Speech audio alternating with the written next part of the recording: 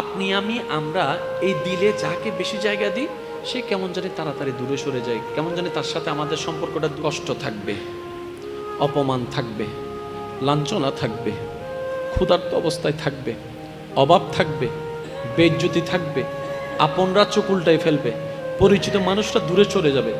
এগুলো হবেই হবে। রব বলে যে আমি যা দেখি তোমরা তা দেখো না, আমি যা জানি তোমরা তা জানো না।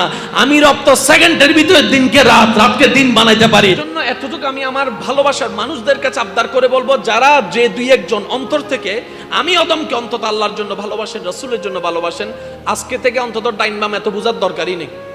কার সাপোর্টের দরকার? পরিচিত না আল্লাহর? জোরে বলেন না।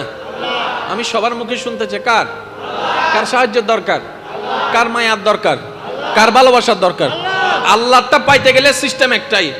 ইউসুফ নবীকে যখন আল্লাহ নিজেই সাহায্য করতে চেয়েছেন, আগে বাইদেরকে সরাই দিছে।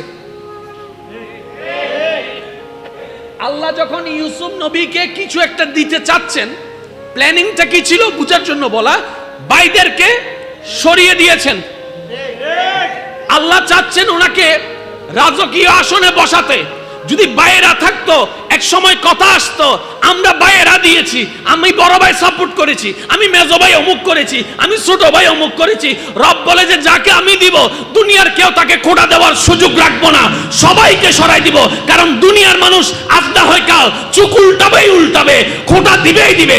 আমি রব তো কাউকে খোঁটা দিব না, যদিও আমার অধিকার আছে।